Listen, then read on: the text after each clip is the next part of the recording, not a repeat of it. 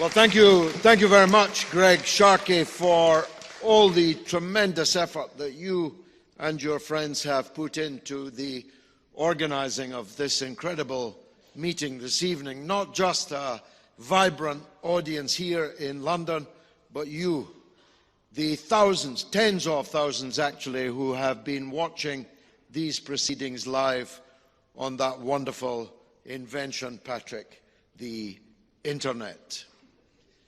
In precisely the year,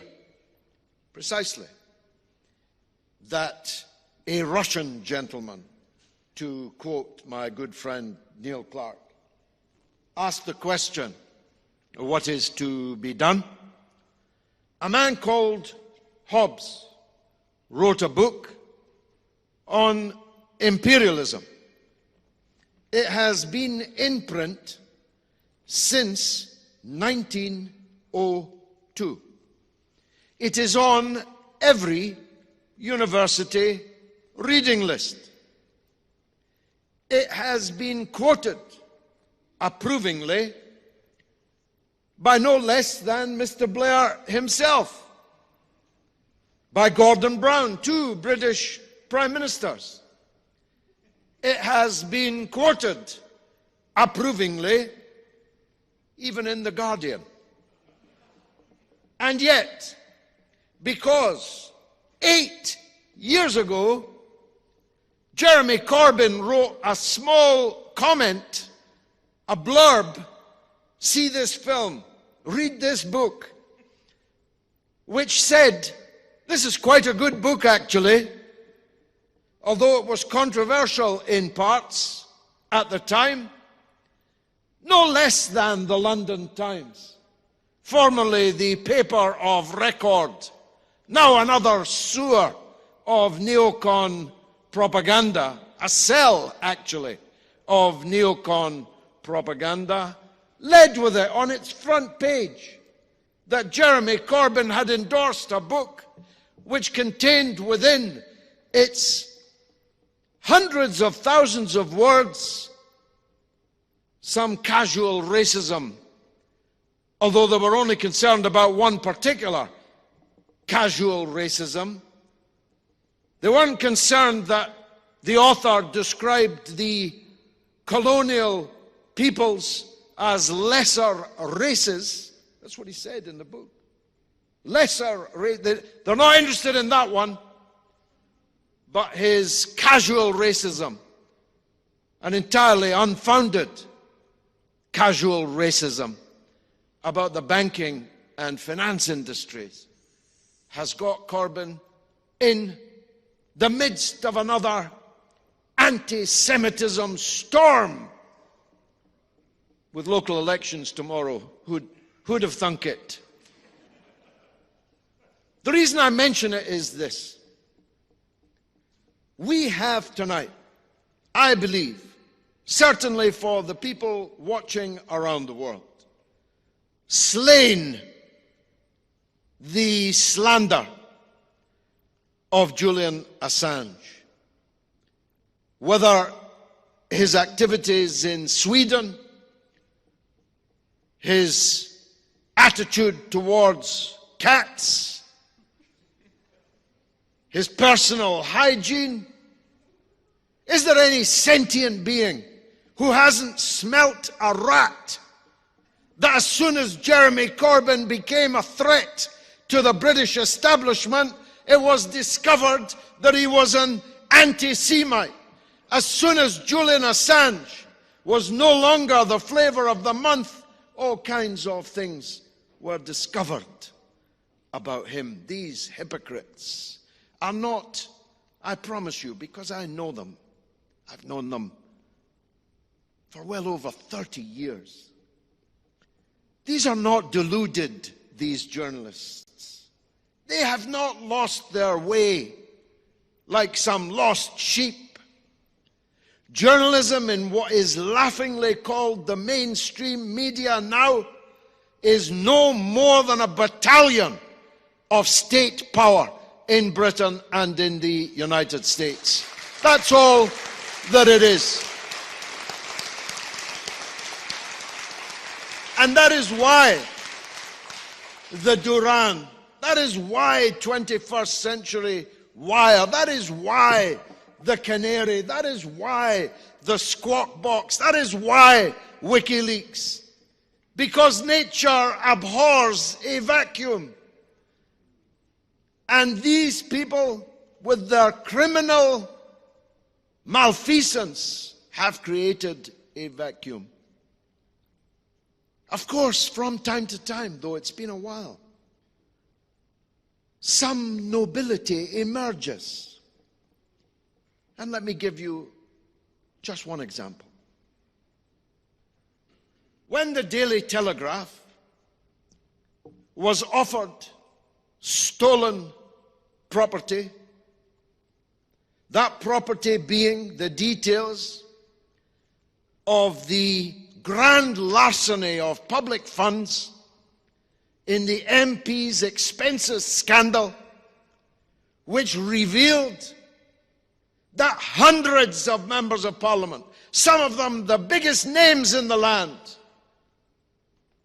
excluding me, of course, how disappointed were they when they discovered I wasn't on any of these lists. Some of the biggest names in the land, hundreds of members of Parliament, had been stealing from the public purse in false, in some cases forged expenses claims.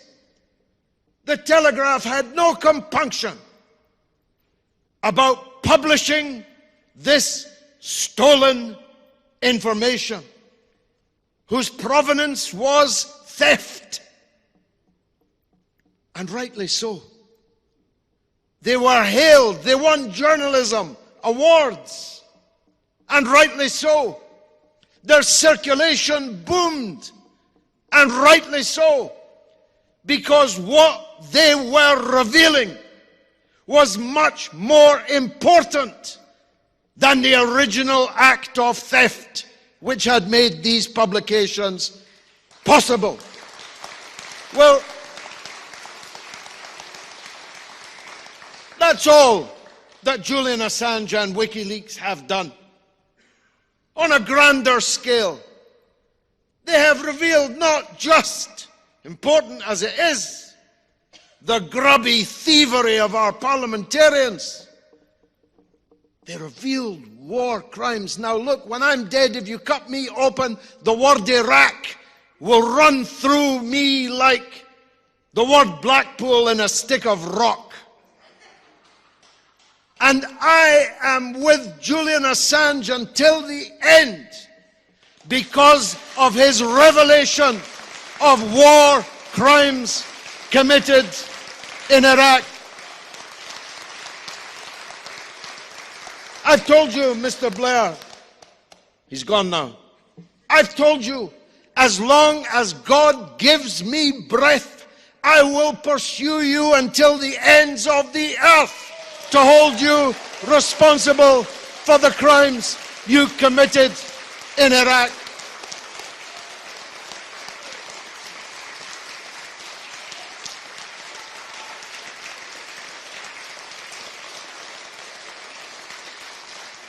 And after me, by the grace of God, my 5 children, my sons, my daughters, my grandsons, my granddaughters, and your sons and daughters too, we will never allow you in this life to escape the trial you face on the judgment day also. Now, some of you won't agree with this, but as I have watched over recent decades, our institutions, one after the other, failing us, our police, our fourth estate, our parliamentarians, our governments, as I have watched them all before my eyes fail us, I maintain that the least compromised, that's all I'm saying, the least compromised is the British judiciary. It is the least corrupted. It is the least compromised. It is the one that has retained some semblance of its independence from the political power. I tell you something. Let me finish then. I ran a campaign more than 20 years ago to save what would have been the life, and certainly the liberty, of the leader in London of the Saudi Arabian opposition, Professor Mohammed al-Masri. The arms companies in Britain had pressed the then Home Secretary Michael Howard to deport the professor to Dominica, where he would have been the only Muslim on the island and where the staple diet was pork. Michael Howard issued a deportation order, having had his orders from British Aerospace and the British military-industrial complex, which stood to lose untold billions in arms sales if this man was able to continue raining down fire and brimstone on the corruption in Saudi Arabia. Nobody gave our chances a fig. But I was always confident. And in front of the noble Judge Pearl, a Jewish judge, when some of them in the campaign discovered we had a Jewish judge, they were dismayed. I told them, this is the best judge we can have, because this man will be determined to be honest and fair and just in this case. And so he was. Not only is al-Masri still here today, but the man, Judge Pearl, administered what I called at the time a judicial caning of Michael Howard, left him without a name, and overturned the government. Now, the one today is a lower order apparatchik.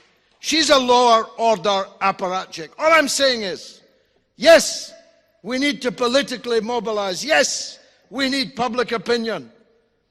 But I also believe, and I implore our judiciary to stand up for what they are supposed to be, the custodians of justice in our land. And I believe that our lawyers, who are the best lawyers in England, will make a case that any fair judge will have to listen to. And I beg them to do so, to listen fairly and justly to the case that we are making. Double jeopardy, statutes of limitations, the balance of good versus bad, the balance of the public's interest. If our courts are to be worthy of the name, the courts of justice, they will stop this extradition. And if they don't, then we'll do the same all over again in the United States of America, with the best lawyers in America on our side. So I thank you for coming to what I think we will look back on as an historic meeting here this evening.